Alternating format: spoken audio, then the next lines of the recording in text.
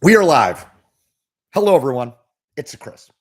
It is 1 o'clock. Hold on, let me adjust that. It's 1 o'clock on Friday, the 14th. If you're watching this live, welcome. If you're watching it on tape, don't worry. It'll still be good. I promise. I'm playing through a little bit of pain, folks, in that I am sick. My kids have made me sick. I sound, I think, worse than I am. I know I don't sound great, so I have to beg your tolerance to just deal with it. I have tea. There it is. It's even says Chris on it. Venti Emperor's Cloud. My wife says it tastes like dishwater. So here's the deal. Welcome. If you're new here, welcome. If you're not new here, thank you for coming back. I always try to make a few pitches for what I do throughout this chat because independent journalists need people to support independent journalism. So that's who I am. Independent news creator, I call myself. Independent journalist, whatever you want to call it. I'm getting this out of the way fast. I call balls and strikes no matter what uniform the batter at the plate is wearing. That's my pitch to you. That's my pledge to you. That's my promise to you. If you like that sort of thing, I hope that on this channel, you subscribe. You like this video. You comment on this and all of my videos, and you tell people about this video. It's easy. Just hit subscribe. If you want more of me, I make a daily video and I do a Friday live stream. But if you want more, couple options. One, stay tuned because in the very near future, I'm going to roll out a chance to become a paid subscriber on YouTube, more videos, a little bit more access to me. So stay tuned for that. If you want it right now, you want to support me in other ways, you can go to my Substack, chriscillizza.substack.com, or just type my last name or an approximation of my last name into Google and Substack, and it will come up. You can subscribe there at $6 a month or $60 a year. About 60% of the content is free. You can just subscribe, become a free subscriber. If you want all of it, you want to support me, become a paid subscriber. Okay, the chat. Every Friday we do this. I try to. Though anyone can ask a question, I will try to go through as many as I possibly can in about an hour. I have to head out of town soon, and I'm trying to preserve my voice too, but I'll try to answer as many as I can. If you want to support me, there is a way to support me in this chat, which is just hit the super chat button, which is literally the dollar sign down near the regular chat, and you can make a donation. If you do make a donation, I will make sure your question bumps up to the top of the pile and I read it. That said, donations are extremely welcome, but not necessary. I will try to get through as many as I can. I know some people are not in a financial position, either right now or ever, to make a donation, and I want to make sure you know you are very welcome here too. But of course, the way that I'm able to do this is through donation. So if you are willing to donate or subscribe, please do. Okay, business out of the way. Let's get to it. And yes, I'm going to drink more tea than I normally do during these conversations. Okay, here we go. Starting with number one, Sam, still a Cillizza fan. Sam, let me say thank you for the book. Sam sent me a copy of Friday Night Lights, the original Buzz Bissinger book that I have never read, despite loving Friday Night Lights, the series on which it is based. So Sam, it's in my bag to go on my trip. So thank you. Sam says, hey, Chris, hope the kids are better. My kids had the flu, and they are better. Thank you for asking, Sam. With the Senate retirements and caving on the shutdown, is Schumer bad at his job or doing the best he can with a bad hand? How do you think his caucus feels about him? So I think, great question, Sam. I think you can answer it a couple of different ways. Let's talk about the retirements first, and then I'll talk about the continuing resolution and keeping the government open. So on the retirement front, there's an argument to be made that Schumer actually is doing the right thing here if, and I don't know this is true, but if he is pushing these senators on the fence to make their announcements early, right? Don't wait until, September or next year to say, I'm not running again. Announce your retirement now so that the party can recruit candidates, raise money, and plan for it. So you have seen 3 retirements in the space of about 2 months. First was Gary Peters in Michigan, followed by Tina Smith in Minnesota, followed by Jeanne Shaheen this week in New Hampshire. 2 of those, I think, really matter. 1, maybe. So Michigan is a very close race no matter what in that open seat. I think New Hampshire winds up being close if Chris Sununu, the popular former Republican governor, runs, and if he is the nominee, which is 2 ifs. Minnesota, a longer shot, candidly, for Republicans, even if it's a good year for them in 2026. I'm not sure it will be a good year for them. But so maybe Schumer deserves credit for getting these retirements out of the way. I think Dick Durbin might retire in Illinois. He's 80. That won't be a big deal because Democrats are very likely to hold that seat no matter if he's there or if he retires. But if there are no more retirements, like if Mark Warner doesn't retire in Virginia or John Hickenlooper or somewhere out of the blue in 6 months, maybe we look back and say, okay, it wasn't great, but if Shaheen was going to retire anyway, she's 78 years old. If Gary Peters was going to retire anyway, if Tina Smith was going to retire anyway, better they do it in the first 3 months of 2025 than in 2026. So that's that. On the continuing resolution, so for people who aren't following, Schumer on Wednesday, Chuck Schumer, the leader of Senate Democrats, on Wednesday came out and said, there aren't the votes for this Republican government funding proposal. They're going to have to figure something else out. Then on Thursday, yesterday, he said, okay, well, actually, I'm voting for this. Okay, now why would Chuck Schumer, Democrat from New York, say he's voting for the government funding resolution that is being pushed by House Republicans and Senate Republicans? I mean, I think because he sees the writing on the wall, right? He feels as though there are more than there are at least 7 votes to continue this thing forward, to end debate, to bring it to a final vote in the Senate. So there are at least 7 Democrats willing to do that in the Senate. And he's basically giving cover to them to say, well, I'm for it as leader. Chuck Schumer would never come out and say he's for this if there weren't already the 7 votes. So I think what happened in the 24 hours between Wednesday afternoon and Thursday afternoon is that the votes changed. Senate Democrats decided they wanted to be for it. Are people blaming Chuck Schumer for that? I think some are, for sure. I think people like Alexandria Ocasio-Cortez in the House is annoyed. She called it a betrayal, her word, not mine, by Senate Democrats, of House Democrats. I think some of this is Schumer trying to stay where his caucus is, and his caucus is in a place where they kind of they appear that they want to do this deal because they don't want a budget shutdown. A government shutdown. We can talk more about why. I made a video on it. I posted on YouTube. It's also on my Substack this morning, trying to explain why Democrats might draw this conclusion. But like my thing with Schumer is, it's kind of like Mike Johnson. A lot of Republicans and Democrats like to blame Mike Johnson for stuff like, oh, he's feckless, blah, blah. It's like, sort of, but he has a 2-seat majority. Schumer is in the minority party, right? He has 47 seats. And I'm not sure there's someone waiting in the wings who could lead Senate Democrats who would like somehow solve all this, like keep members from retiring, or even if they didn't sign, like keep members from saying they want to support the continuing resolution. Like, what's Chuck Schumer supposed to say? Like, no, don't do it. I mean, he can say that, but if members of the Senate think it's in their best interest to do so, their best political interest, they're going to do it, right? So I don't know. I think leaders get too much credit and too much blame. They're like presidents. Patrick Murray.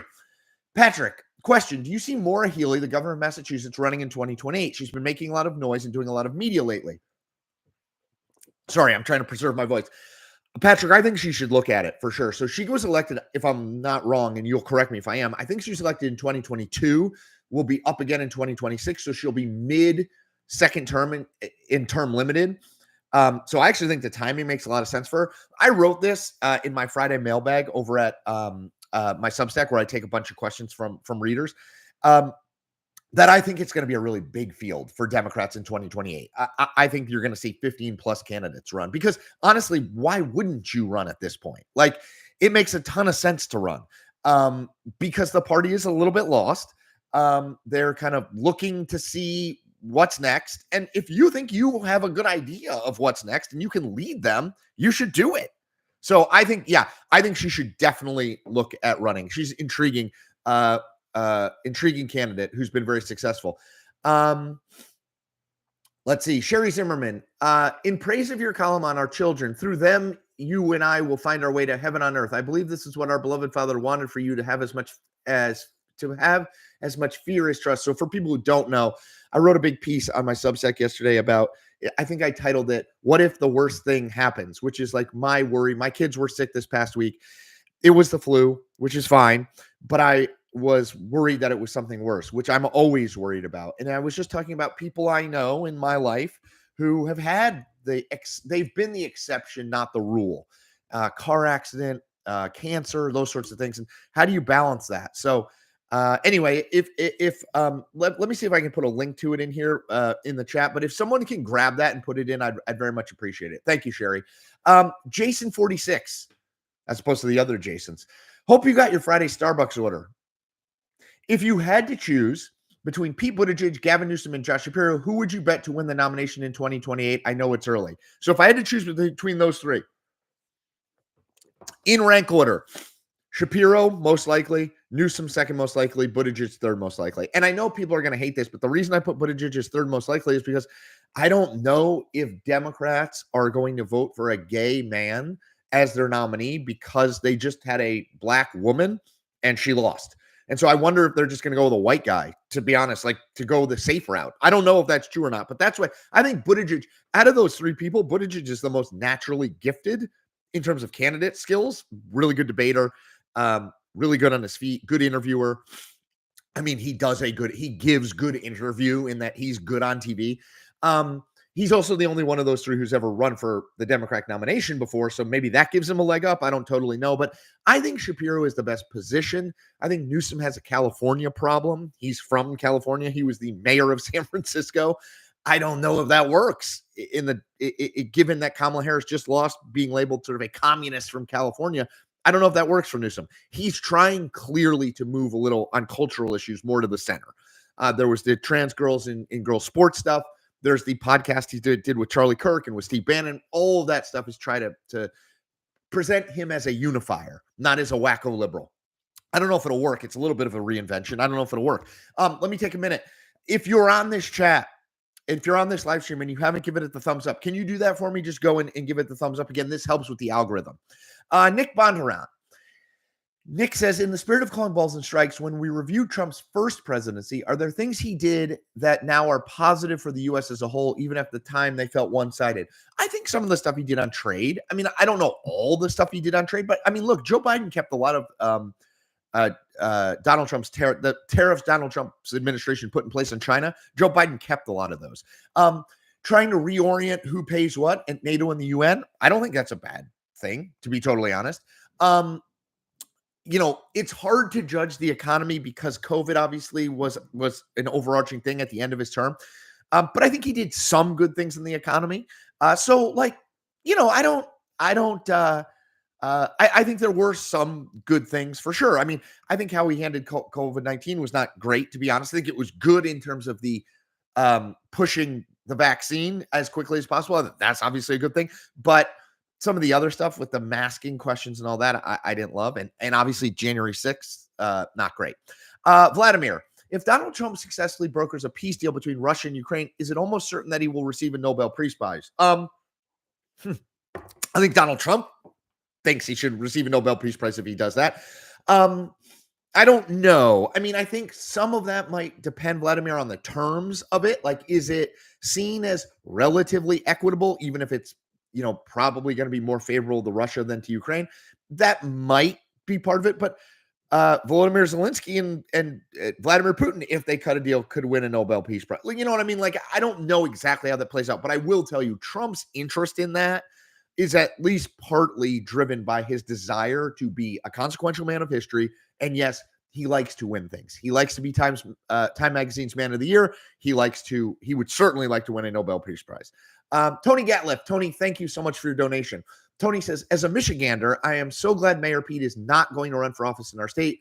The man is constantly doing a bad Obama impression. So for people who don't know, Pete Buttigieg moved to Grand Rapids, I think, or outside Grand Rapids, Michigan in 2022. His husband, Chasten, is from Michigan. So it makes some sense, but I think the real reason they did it is because Pete Buttigieg was not getting elected statewide in Indiana, which is where he's from, to anything.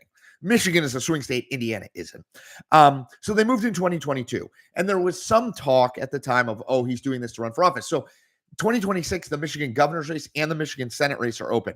Buttigieg had ruled out the governor's race a while ago, and then this week ruled out the Senate race while saying he thinks this is the most important decade in history, and I think clearly signaling he's going to run.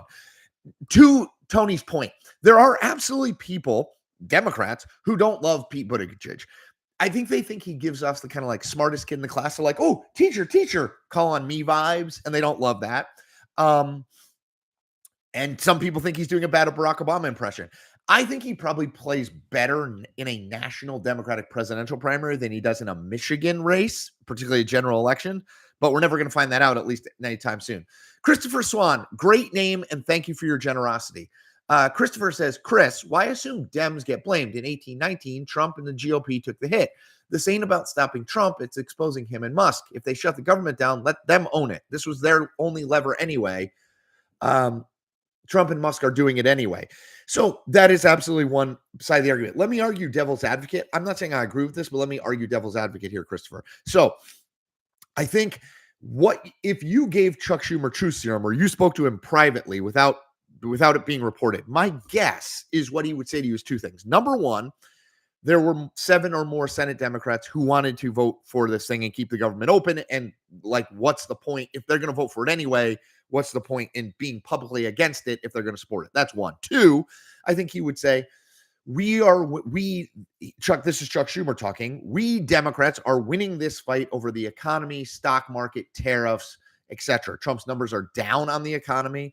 CNN poll this week had him at the highest disapproval on the economy ever since he's been president. That includes the first term.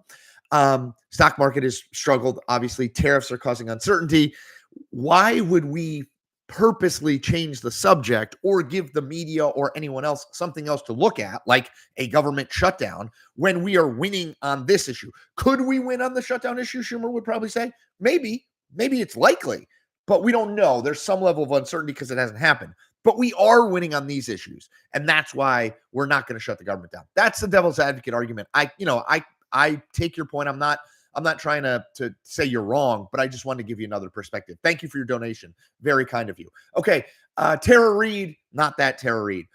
Tara Reed says, I enjoyed your video about Pete yesterday. Perhaps other viewers also enjoy these look-ahead videos. Feel free to chime in chat. So I hope people do. I think I'm going to do more of them because I think they're important, like kind of a preview of like what people are doing, like Newsom or Buttigieg or Rahm Emanuel, the former Chicago mayor, who I think is going to run too. So I think people like that kind of a look at what the next race might look like. It also did pretty well in terms of views, which is awesome because the more people that look at this stuff, the higher I go in the YouTube algorithm, the more people get exposed to it. The more people get exposed to it, in theory, the more subscribers you get. The more subscribers you get, the more money you make. The more money you make, the more you can do this. Hopefully it's a virtuous cycle. So thanks, Tara. I appreciate the feedback and I will aim to do it. Mr. Wolf, would a candidate running on the Democratic Party's current policy positions have been able to win a Democratic primary in the 90s? No. There's no question that I mean, in some ways it's a hard question to answer because like transgender conversations weren't really a conversation in the 1990s, right?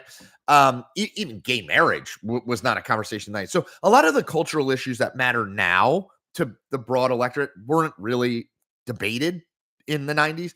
But no, I mean, I don't think there's any question that broadly on cultural stuff, Democrats have moved pretty far to the left, well beyond where a Bill Clinton was, for example. Now, I think Republicans have moved pretty far to the right on most things. Actually, it's not even the right, sort of more populist on everything. It's not really even more ideologically conservative. It's just more Trumpy. I always say, like, Trump isn't like technically a conservative by the definition we often use. He's just a populist. He's like a national populist. So both parties have moved. But yes, on cultural issues, I think they've clearly, Democrats have clearly moved. Tony Gatliff. Tony, thank you again for your donation. Tony's got another question. Tony says, who is more likely to beat the GOP nominee, to be the GOP nominee in 2028, JD Vance or Donald Trump Jr.? Well, I love that question. I've talked about and written about and made videos about Donald Trump and JD Vance. I think they are, other than Donald Trump Sr., they are the two most important and powerful people within the Republican Party right now. More so than John Thune, the Senate Majority Leader. Maybe not more so than the Congress guys, because they actually have like power to do stuff right now. JD has power. Don Jr. doesn't. Maybe they're the two most likely inheritors of Trumpism, of MAGA. And MAGA. I say MAGA, but I feel like a lot of people say MAGA. Anyway, maybe it's a tomato thing. I would say, to answer your question directly, Tony, I think Vance is more likely to be the GOP nominee right now. And the reason I say that is because he's the sitting vice president. He got elected to office in Ohio from the Senate. Don Jr. has kind of pumped up Vance, but he's never run for anything before. That said, would it stun me if Don Jr. ran, it wouldn't stun me. Would it stun me if it was JD Vance and Don Jr. on the ticket? It wouldn't. Don Jr. wants to run for something. I don't know if that's the governor of a state. I guess it could be. I mean, it's not going to be Florida, right? Because Byron Donalds is running and has the endorsement of Don Sr. But, maybe it's a state out there, Montana, Wyoming. He loves the West. Maybe there's an open Senate race there that he wants to run. I don't know if it's 2026, 2028, 2032, but he will run for something. I don't know if it's president. Dan W. Dan, thank you so much for your donation. Dan says, what is the best way to support new creators like yourself? For example, does Google take 50% of this donation? Love the music recommendations in your newsletters. Dan, I don't know the answer to that. I mean, what I would say, honestly, like the one that I know the best is if you do Buy Me Coffee, which there's a link in my YouTube description on my YouTube page or on my Substack. If you do buy me a coffee, I believe all comes directly to me. Not totally sure. You can, if you want to email me, you can Venmo me money. I mean, that way there's no, right? I mean, I'll send you, I'm not going to put my Venmo on here, but like, I'm happy to do that. I one time put my Venmo out publicly on accident and all these people asked me for money. I was like, no. See, I'm trying to make it the other way around. You can become a subscriber on Substack. You can make a one-time donation to me, I think via Buy Me Coffee. So there's a fair number of ways to do it. I don't know how much YouTube takes. Obviously I should look into that, but I don't know is the answer in the near term. All right, let me keep going. Let's see, just going in order here. Pool Boy Dave, love that name. Pool Boy Dave says, what's something on your bucket list for this year, Chris? I really want, so I'll tell you that I don't know if I'm going to get to this because I got too much other stuff going on, but I kind of want to do a episode by episode rewatch of Friday Night Lights, the show, because I think that, I don't know, I'm really into it. And I loved when at the Ringer, they did the like deep dive into the Harry Potter books, and then they did other stuff too. But the Harry Potter ones were my favorite, where they like went deep on the books, chapter by chapter, and then they did the movies. I love something like that. I don't know if it would be a podcast. I don't know if it would be like a part of Substack. I don't know if it would be on here where I would just like get on and talk about it. But I love that show. That show is so meaningful to me, and I think has so many good lessons. So I don't know. I mean, my bucket list thing I want to do this year is get to 100,000 YouTube subscribers. Like that's my real goal, like my North Star. I'm really trying to point to that.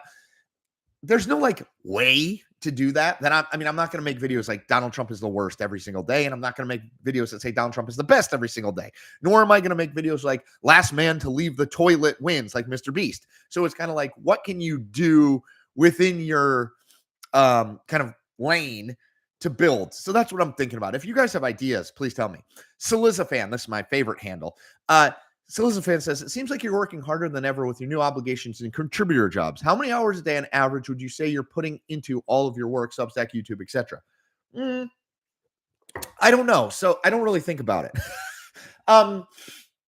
I'm dropping the kids off at the bus at 7:40 in the morning. I come back, I start doing work like Substack, YouTube, some of the other Newsphere, which is this cool app, this video app that's trying to get into like bundling creators content. Newsphere, I do some stuff for them.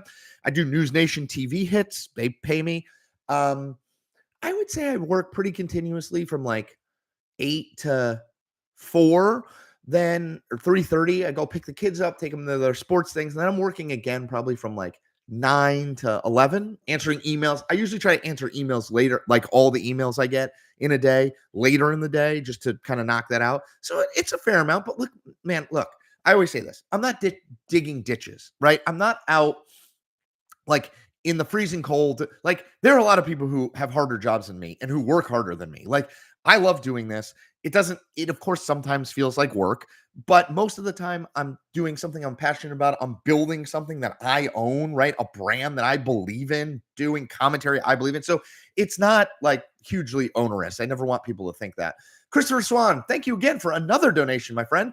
He asks, are Dems reading the room wrong, trying too hard to swing toward populism as a MAGA alternative in regards to Newsom? Is there a return to institutionalism out there, i.e. Harding after chaos? Well, So I think in a lot of ways, the kind of return to institutionalism was electing Biden, picking Biden as a Democratic nominee in 2020 to face off against Trump, right? That was like a return to normalcy. It was like, okay, well, Donald Trump is the president, and lots of people don't like that. And so rather than like pick Bernie Sanders, kind of a definitely more of a populist than Joe Biden, definitely more liberal than Joe Biden, or Pete Buttigieg, kind of a new guy who was really young, draw a major contrast, but a risk, never had been at that level of politics before, a gay man, married gay man, not sure how that would play. They went with like the safe institutionalist choice of Joe Biden, whose basic campaign message was, I'll be normal, right? Like I'll do the kind of things you would expect a president to do. So I don't know, Christopher. I don't know if we're now going to go back to that in 2024 and Democrats will choose someone who's like the safe pick, like someone who's been in the Senate for 30 years.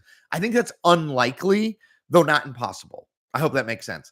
Folks, if you are on here and you have not thumbed this live stream up, can you do that for me to try to drive algorithm, get more people to look at this? Oh gosh, a lot of questions coming in. Mike Witt, not that Mike Witt, former great Angels pitcher, but Mike Witt, my friend. Mike Witt, thank you for your donation. Mike says, as a lifelong Democrat, I want Democrats to fight. No violence, obviously, but to stand up to Trump and his minions. Kind of feel like AOC, Jasmine Crockett, and Bernie are the only ones fighting. So, Mike, first of all, I don't think you're alone in that sentiment among Democrats. Let me just make a counter argument here. I understand that desire to fight. At the same time, strategically, and again, I think you have to think strategically, right? Democrats are out of power at the White House, the House, the Senate. They have less governors than Republicans, and they control less state legislatures. So, like across the board, they're out of power. I think you have to, political parties need to be in the business of winning elections because elections equal power and power equals the ability to enact an agenda. I would say that just running to that kind of populist left as a default, I don't think Jasmine Crockett is someone that the party should put forward as a national spokesperson. Way too liberal on almost everything. I actually think AOC is a better choice there. I think, yes, she began obviously very liberal, but I think she's kind of not moderated what she believes, but tonally, I think she's a little bit better voice. Remember, fighting on every front at all times will motivate the Democratic base, but those people are already for you. You don't need those people. They're going to be for you because Donald Trump is the president. The people you need are the people who didn't vote for you in 2024, right? And those people who follow politics less closely, who are much less closely aligned to one party or the other, I'm not sure that the fight at all times on everything message works. I think you have to pick your battles. Like Ulysses S. Grant, widely seen as, one of, if not the greatest general in history. A lot of Grant's genius was picking the right place to have the fight, right? Not fighting all the time, not fighting none of the time like George McClellan, but picking the right place to have the fight as opposed to fighting all the time, even when you were disadvantaged. And I think Democrats have to think like that. Yes, you do have to fight on certain things. I'm not sure a government shutdown is the thing to fight on. I hope that makes sense. And Mike, thank you for your question and thank you for your donation. It is very much appreciated. Let me see here. Sorry, I'm just scrolling. Adrian Weber. Adrian, thank you for your donation. Adrian says, great chat with Tara Palmieri this week. Would love a conversation between you and David Brooks. Thank you for everything you do. I'd love to talk to David Brooks. I think he's so smart. And, he is kind of on a faith. Well, I think maybe he's arrived at the end or is further down on the faith journey trip than I am, but I know he's written really convincingly and interestingly about it. I would love to talk to him about that. So maybe I'll do that. Right now on Substack, you can only do Substack live chats like I did with Tara with people who are already on Substack. I don't know if David Brooks is. He might be, but I'm not totally sure. But maybe I could just do it on YouTube if he's not. I don't know if he'd do it with me, to be totally honest, but it's probably worth a shot. Let's see. John Suda. John, always good to hear from you. And thank you, as always, for your donation. Trump was excuse me. John says, Trump was elected to implement his agenda. That's fair, but shouldn't much of what he does be done through legislative channels? Does America have a separation of powers problem? So, yes, I think we do have a separation of powers problem, John. I think that this has been true for several decades. The executive branch continues to get more and more powerful while the legislative branch shrinks. Now, has that pace quickened under Donald Trump? Yes, he is doing things, defunding agencies, firing federal employees that typically no executive branch no president would do. The question is, will the legislature stand up for itself? Will Republicans in the legislature at some point say, this is a bridge too far? They haven't yet, but yeah, we do have a separation of powers problem. And by the way, John, I don't think that will be unique to Republicans. Let's just say Gretchen Whitmer gets elected president and comes in 2029. I don't think she's given back all the executive powers that Trump is trying to take if the courts say he can take them, right? Trump doesn't care about that because he's only focused on what's good for him in the next 4 years. But if you're a Republican member of Congress, or if the Democrats win the White House, they're going to use this broadly defined executive power against you. I don't know if they've thought that far. Tony Gatliff. Tony, thank you for your donation. Again, you are fueling my tea habit. Tony says, Chris, better heel turn, Hogan going to the NWO or Cena? Cena Rock right now reminds me of the Hollywood Hogan persona, actually. So I love that question. I think Hogan going to the NWO was a bigger deal because they had built it up so much, like the third man, right? Nash, Scott Hall, and they were like, and the third man, and everyone was like, who is the third man? Is it Sting? Is it whatever? Like that being Hogan and him doing the leg drop and all that stuff, to me, like it put is it AEW? Whatever it was, it put them on the map. It made WWE be like, oh man, we better pay attention. And Hogan was like the ultimate sort of face, the ultimate good guy. So him turning was, to me, and the way they set it up as the third man thing was a bigger deal than Cena. Although Cena is obviously a big deal, and I think a brilliant move by Cena and by WWE. Okay. Sorry, I'm scrolling. Jack Moon says it's almost time for Chris's weekly press conference. Well, we're in it, Jack. Thank you. H says feel better. I'm trying. I actually don't feel terrible, to be honest, but my voice sounds bad. Kornheiser 10 said, wow, Chris, DePaul not once, not twice, but thrice. Thoughts and prayers. For you, people who don't know, I'm a big Georgetown basketball fan. We lost 3 times to DePaul this year, including on Wednesday in the Big East tournament. I mean, DePaul, perennial bottom feeder. Little Robot, saw you on News Nation this morning while I am bedridden from a lack of sleep and my stomach gurgles a bit. That's the best time to watch me on TV. I think it might be cyclical or acid reflux indigestion. Maybe I should get some Pepto. Wait a minute. Are you saying that I caused your stomach to hurt? Or I helped your... Don't know. Barry Riley, I hit the like button. I consider this the comment. Done. Thank you, Barry. Hit that like button, folks.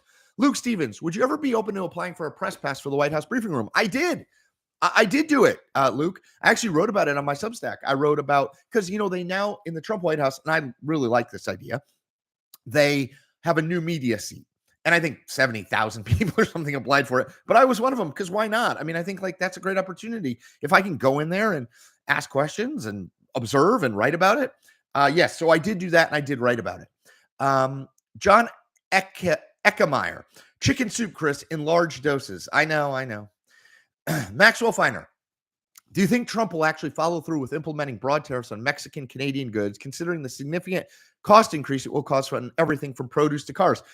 We're going to find out, Maxwell, because tariffs is actually something Trump legitimately believes in. Now, we can, many economists dispute that and they say they don't work, but I think he believes in them. So this is a rubber meets road moment, right? Because tariffs are clearly causing uncertainty in the kind of transnational, global, multinational company world of the NASDAQ, the S&P, and the Dow Jones. And so you're seeing a lot of drops in the stock market. But Trump believes in this. So does he go through with it, or does he walk away from it because he doesn't want the stock market to go down? I don't know.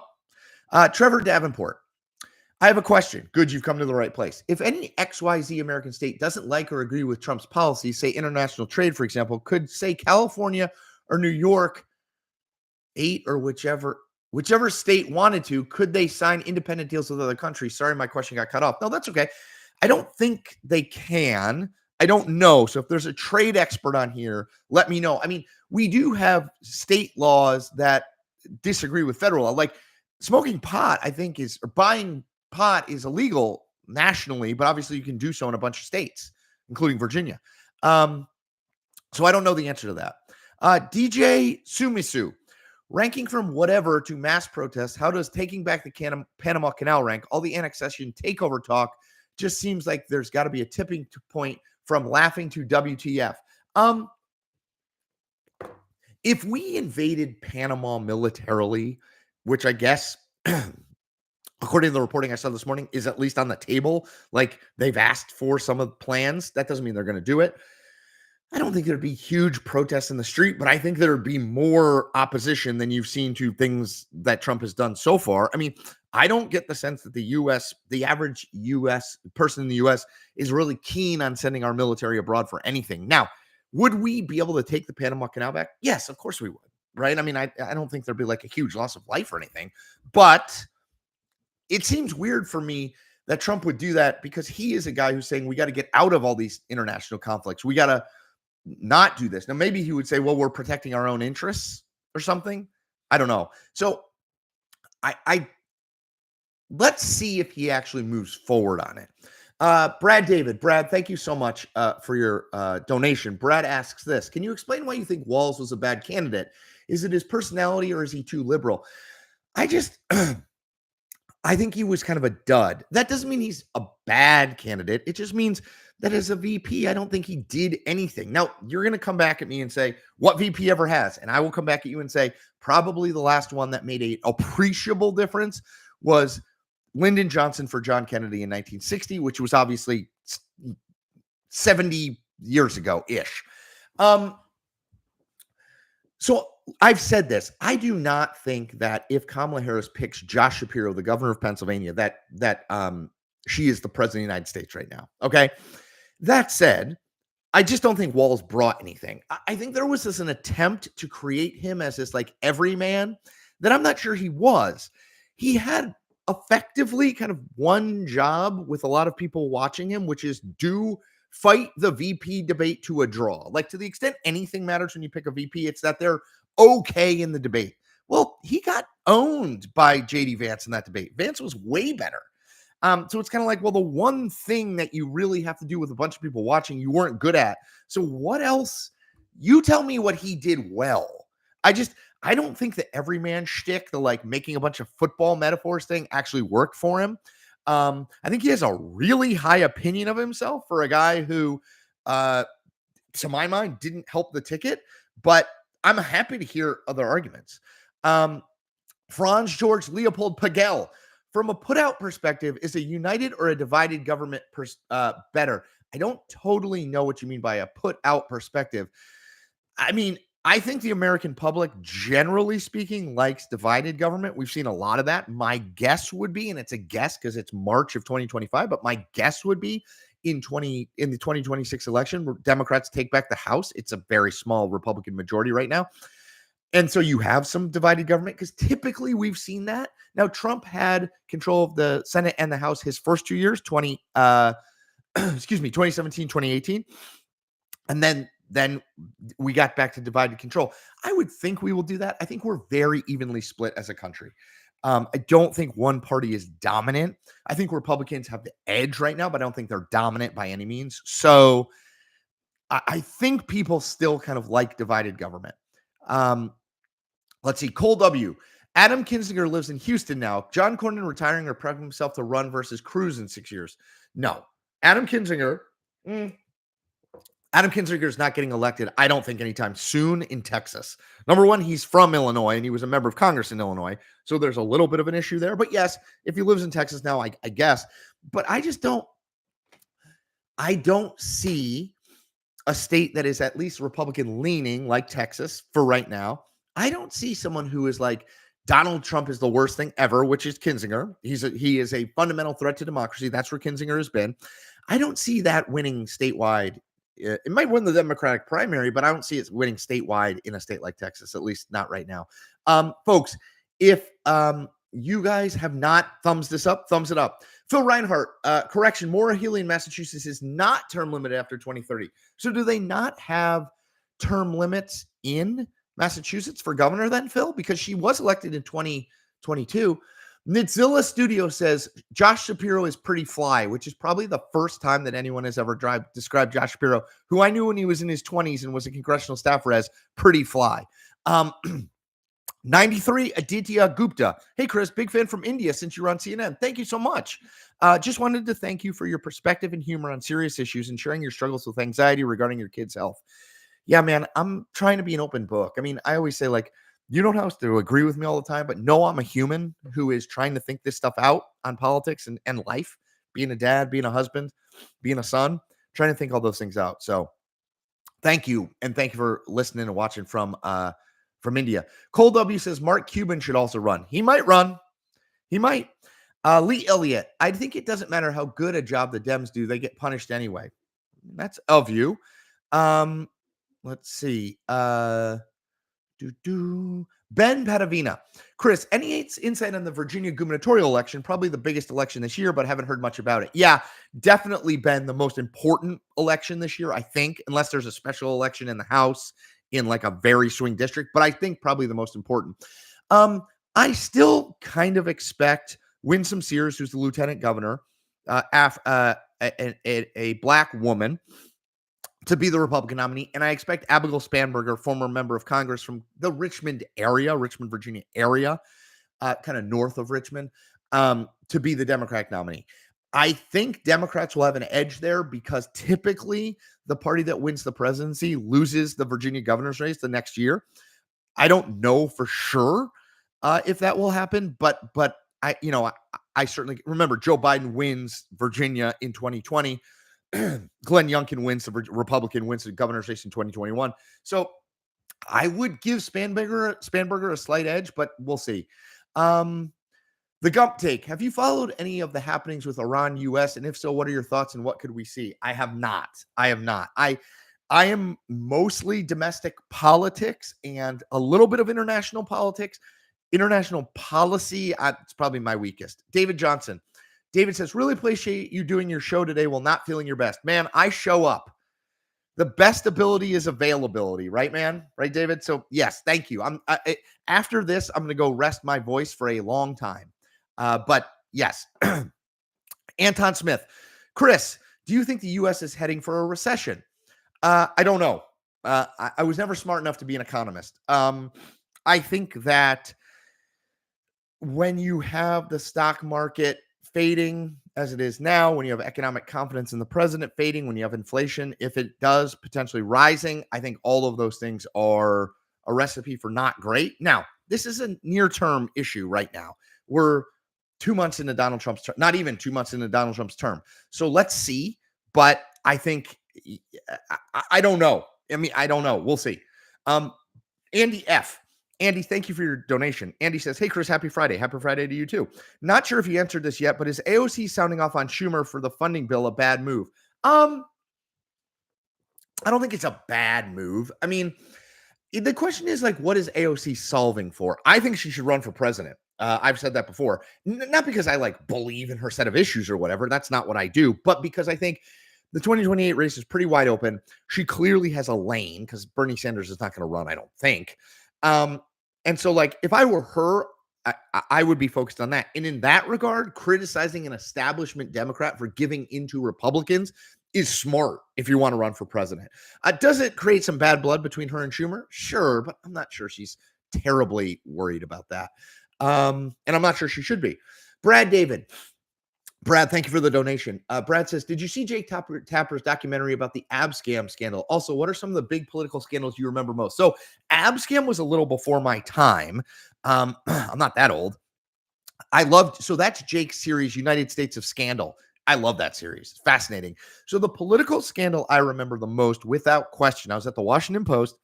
Mark Sanford was the governor of South Carolina. He had been a member of Congress. He was absolutely prepping to run for president. I knew people who were going to work for him. And then all of a sudden, he wasn't around. He wasn't in the state. And we asked his people, what's going on? And they said, he's hiking the Appalachian Trail. which is a little weird, but like Mark Sanford is kind of a quirky guy, always was. So we are like, oh, okay. And then it came out. Then I forgot who it was, but some reporter got a tip and went to the airport, and Mark Sanford was returning from Argentina, where he was visiting his mistress. Now, Mark Sanford at the time was married to Jenny Sanford, his wife, also a Georgetown graduate. And they had several, I think they have 4 boys, maybe 5 boys. They had a bunch of kids. And Sanford gave this press conference. That was, if you've never seen it, you need to watch it. I mean, the human drama in that was wild. I will remember that till the end of my days. Like, I could not believe I was watching it. So that's the one I remember most. Thank you for the question. What a fascinating thing. Let's see. Side King, best Trump 1 decision, appointing Pence to lead the COVID task force. Okay, I'm open to that. Vimal Manan, Vimal asks, Vimal, thank you for your donation. Musk's actions suggest he's betting on no future elections, burning bridges with Democrats to back Trump and reshape the system. Disagree? Why? I don't think he's betting on no future elections. I think that Elon Musk is a true believer. He thinks that they should get rid of a bunch of federal government jobs. I don't think he's like doing this because he thinks there won't be any more elections, and so he's siding with Trump. I think he's with Trump because he believes in what Trump is doing, and he thinks that Trump makes things more accountable. This idea that there's not going to be any more elections, I just think is ridiculous. Mike Witt. Mike, thank you again for a donation. I know she's liberal, but do you think if AOC runs for president, she can have the Bernie 2016 effect? If I was her, I would be on tour with Bernie now. Totally agree. So if you haven't followed this, Bernie Sanders, who is in his 80s at this point, is going around in the middle of the country speaking and getting these huge crowds because there is a message of sort of democratic liberal populism that works. I think AOC should glom onto that, and I think she should run for president, as I just said. Mike, I think you got it exactly right. Juan PC, do you think Wes Moore is an attractive candidate for independence in 2028? He's very likable and isn't sectarian or extremist. Sure. So Wes Moore is the governor of Maryland. As people on this live stream have pointed out in the past, Maryland is not in a great fiscal place, state budget wise. So Moore is in the process of doing some things that are probably not going to make him super popular. I still think he's going to get reelected next year. But let's see where he is in a year or 18 months from now, and then let's talk about it in terms of his future prospects. Ethan Silver. Ethan, thank you for the donation. Ethan says, hey, Chris, I'm thinking about Mark Carney and the implications of his elections here in Canada. Do Democrats need an outsider not connected to Biden-era inflation?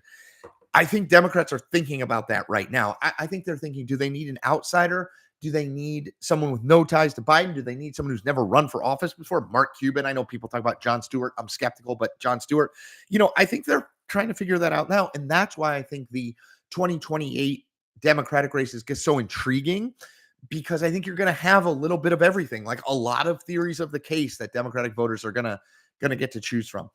Let me sip this. If you have not thumbs up this, thumbs it up. Hold on. Okay. I'm just trying to go through people who have not asked questions. Famous. That's why Dems should agree to a short-term continuing resolution. The Senate should not have agreed to a CR through September. Well, September is, 6 months from now. It's not like a 2-year continuing resolution. Like, I guess you mean like a 30-day resolution, but they would have been in the same place they are now. What's going to change in 30 days? I don't know. It seems to me that what they signed on to is pretty short term. Jack Moon says, I don't think DJ TJ, Donald Trump Jr., is very charismatic or speaks well. I think you should watch him on the stump. The MAGA base loves him. MAGA? They love him. He's kind of like a more tech savvy, more internet savvy version of his dad. And so he might be not your cup of tea. He might not seem charismatic to you, but I think to the people he would need to appeal to win the Republican nomination, I think it might work. Mike Witt is back with a donation and a hot take. Here's his hot take. If Bernie Sanders would have won the Democratic nomination in 2016, he would have destroyed Trump in the general election. Just my opinion. Man, that is one of the great what ifs of all time. Right, Mike? I don't know where I land on that. I need to do some more thinking on that. I have thought, though, about doing a book or maybe a series of posts or videos or both on the best what ifs of politics. Like, what if Bernie had won the nomination? What might have happened? And kind of like try to walk through that forensically. Obviously, it's a hypothetical, so you don't know, but I think that might be cool. I'm gonna write that down. That's a good idea. Thank you, Mike. Brendan Fleming. Brendan, thank you for your generosity as always. Very much appreciated. Brendan says, thanks for everything, Chris. I just thanked you. Trump is obviously huge for the Republican base, but do you get the sense for 2028 and not running again, it could be harder for another candidate to get the Republican base as motivated? Thanks. Yeah, for sure. I mean, I think one of the fundamental questions of 2028 is the Trump coalition handoffable or sustainable, right? Can what Donald Trump Sr. put in place be handed off to another candidate, another Republican candidate? I don't know. I mean, I think that's why people talk about Vance and Donald Trump Jr. because it's kind of like his political son and his real life son. And if he could hand it off, that would be who he would hand it off to, or it would make the most sense for him to hand it off to those people. But I don't really know if it can be handed off because look, whatever you think of him, Donald Trump represents a very unique space in American culture, right? He's been famous for a really long time, like 4 decades. He has been kind of his persona, rich guy, smart businessman, has been in the culture for a really long time, movies, shows, all that stuff. So it's like, I don't know if there's someone who can just step into that who doesn't have all that kind of cultural relevance that he has. It's a question. Several people are noting that YouTube takes 1/3 of any of my donations. So if you want to just give it to me, go to Buy Me a Coffee. I have a page set up. Just type Buy Me a Coffee in Cillizza or link in my YouTube or link in my Substack. You can find them there. DB says, what about an OnlyFans link? I have not done that. Doran, thank you for your donation. Doran says, Pete as a VP in 2028. Pete Buttigieg. I could see that. Yeah, I think he would be good in a debate for sure, in a VP debate. Really smart. So yeah, I can see that. I think that makes some sense. Uwu phobia. Newsom isn't swinging towards populism at all.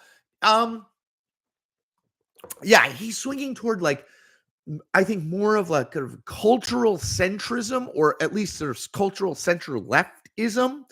And then I think he'll run on leadership, vision for the future, generational change. I think that's how he winds up positioning himself. I don't know that Gavin Newsom positions himself as a populist. We'll see. Mike Witt with one more donation and one more observation. He says, the State of the Union was a campaign rally, in my opinion. Every Dem should have just walked out in the middle of it, would have sent a message. Yes, Mike, but it would not have sent the right message. Again, yes, the liberal base would have loved it. You would have raised a ton of money off of it. But people who aren't the liberal base would have wondered what the hell was going on, because Donald Trump won fair and square, right? He'll tell you if you ask him. 312 electoral votes, all 7 swing states, 1.5 million and a little bit more than 1.5 million popular vote margin. He won. When you win in the Constitution, it says the president presents a State of the Union or an update on the country to Congress. That's what he did. Now, you can take issue with how he did it, but I would just sit there and then go out and tell people I take issue out of it. But he's not doing something illegal. Like, I think walking out is a bad look. I thought Al Green was not helpful for Democrats. I think Democrats, you cannot win if just your base votes for you. And for the people who tell me, well, what if your base leaves you? Do you really think the Democratic base is going to leave with Donald Trump in the White House? Really? They're going to be like, no, I'm not going to vote. Give me a break. It's just not going to happen. You need to reach out to people who are not already for you, who are not on Act Blue, who don't subscribe to Midas Touch, right? Like, yes, I know it feels good to be like, haha, screw you, Trump, and walk out. It just doesn't. The message it sends to the people who you need to win is not the right message. Brendan Fleming. Brendan got one more. He says, any chance we get a Republican primary of J.D. Vance and Donald Trump Jr.? That would be fun. Oh my gosh, that would be unbelievable. I think it is unlikely, Brendan, because they are actually friends. That said, Don Jr. is ambitious, and so is J.D. Vance. Look, J.D. Vance is running for president in 2028. Okay, I mean, don't fool yourself. So the thing is, what happens if Don Jr. is like, but I want that. I don't know. Maybe Don Jr. again, Chuck Todd and I have talked about this. Maybe Don Jr. winds up ultimately running for some other office. Maybe I could see that. But I don't think they run against each other. Juan PC says, I'm very interested in two, and Juan, thank you for the donation. Says, I'm very interested in two politicians, Kristi Noem and Wes Moore. Do you think they have future in presidential politics? Why or why not? So I've covered Wes Moore. I think he's the governor of a Democratic state. He's going to have a progressive agenda, which is appealing in a Democratic primary. African-American guy, which again, I think could be potentially appealing in a Democratic primary. Again, I don't know how he manages being governor in this fiscal situation that Maryland is in. Let's see. Kristi Noem, probably not. I think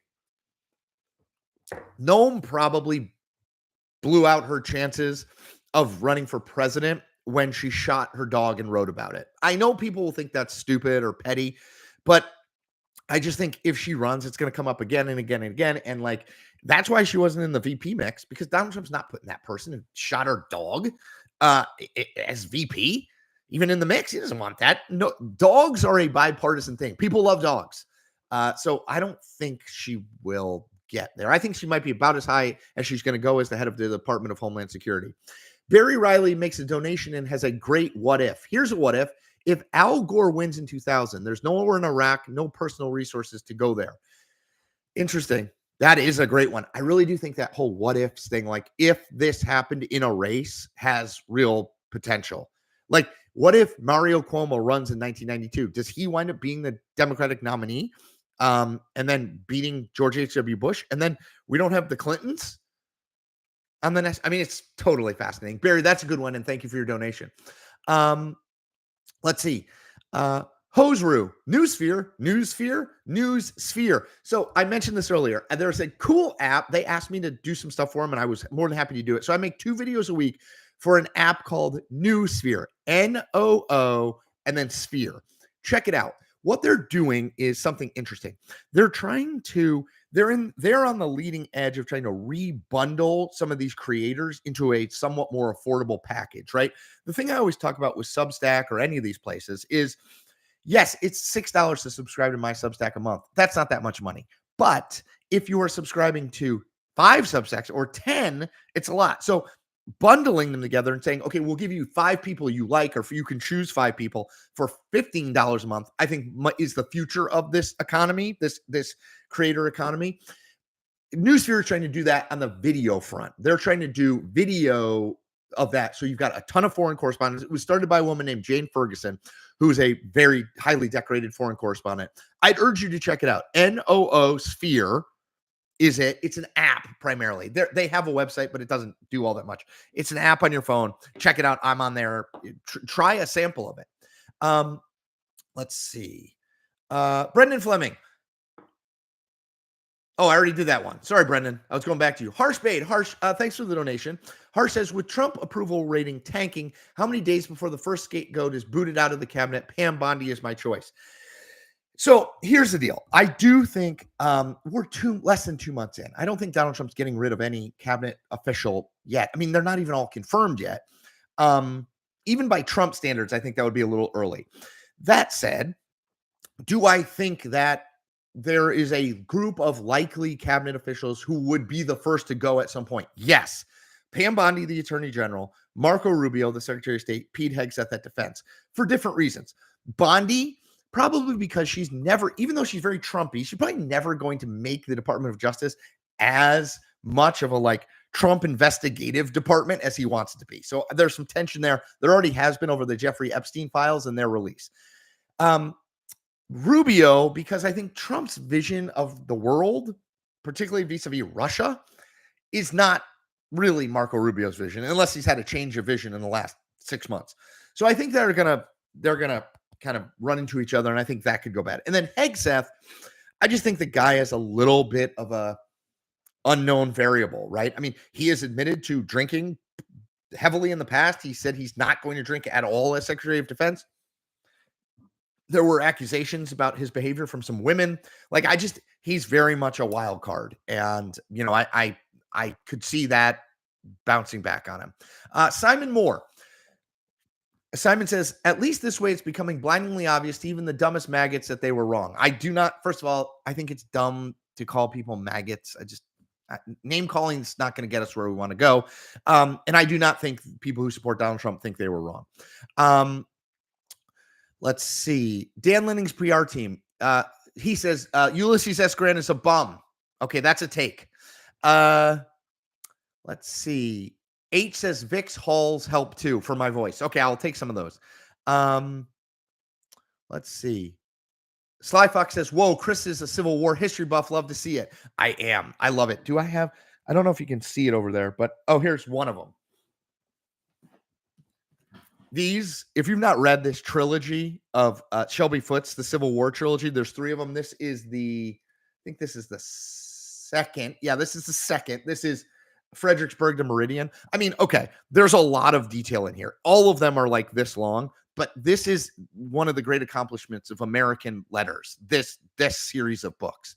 If you care about the Civil War, you need to get these books. I actually loaned out the first and the third, and I don't have them anymore. So maybe I'll use some donations to buy these for myself. But these books are incredible. And yes, I love the Civil War. I always make my kids stop at Civil War sites when we're driving, which they don't like. RBH 2021. RBH, thank you for the donation. RBH says, shout out for the GW versus George Mason game today in the A10 tourney in DC at 4 o'clock. I know Chuck Todd will be watching that closely as a GW alum. Let's see. I'm trying to get through. There's a ton of people who donated, and thank you. I'm trying to make sure I didn't miss you. Human NC, thank you for the donation. Do Democrats shift to the center on transgender stuff? I think they will. They should. If they don't, I think it's a mistake in terms of winning general elections. And let me say one other thing on that. Saying that trans girls can't compete in girls and women's sports. They could compete in a trans league, but they can't compete with biological girls. To me, does not mean like trans people don't deserve our empathy and our work to make them feel comfortable in our society. I think those are 2 totally different things. Some people say, well, if you say that they can't play in sports, then you're a transphobe. I don't think that's true at all. I think that people who know trans people or have trans people in their family, a lot of them are like, yeah, trans people trans girls should not be playing in girl sports. More broadly, I want them to feel accepted. I want them to be able to live and prosper in our society, just like I want anyone to. But I do think on some of those issues, look, trans stuff is not an issue that affects 50. There are not 50% of the public is not trans. Right. I don't know what percentage is 1%, 2%, but I think the problem for Democrats is a lot of people think that they spend 50% of their time thinking about trans rights. You got to make it equitable in terms of like most people think about the economy. You got to talk the most about the economy, then maybe immigration, then maybe education. Trans stuff is pretty far down that list. For some people, of course, it's the most important issue, but it's pretty far down the list in terms of who they are in the country. And so I think you want them to be protected. But I also think you don't want to talk about it 75% of your time. Hosru says, oh, new sphere. Awesome. We'll check it out. And thank you for answering my cue. Yes. NOO and then sphere like a globe. Nils Lindenblad, do you ever listen to the Sports Junkies in DC? Only every morning. EB Cakes, Lurch, AKA, what's he going by now? He's not going by Lurch anymore. And then, of course, JP. Yes, I love them. They're great. I used to be on that show when they talked about politics, but they don't talk about politics anymore. Let's see. Hold on. I'm making sure I didn't miss anybody else's super chat. Just very quickly, and then I'll knock out a bunch of these other ones. Okay. Here's an interesting what if. What if Fox News never existed? H, that's an interesting one. I'm probably going to do campaigns like what if so-and-so won or what if so-and-so ran just to keep it focused. But yes, that is absolutely a good one. A form of life. How much change do you think Trump will be allowed to make? We're going to find out. I think he wants to make radical change. I don't know if he will or not, but we're going to find out. Oh my gosh, I'm over time. Okay. I gotta go because I gotta save this. I'm gonna get some hauls. I gotta drive, and then I'm on spring break next week. So no videos from me next week and no live stream next Friday. I'm sorry. But I gotta I got to take a little time off. I haven't taken much time off since I started this independent life. So here's what I would say. Let me say thank you for joining this chat, whether live or you're watching it later. If you can support me, I really hope you do. Whether that's via super chat donation, a buy me coffee donation. Buy me coffee, by the way, is just a website. It's not actually coffee. You just make donations to people. So if you do it that way, if you want to subscribe to my YouTube and my Substack, it's $6 a month or $60 for a year. If you want to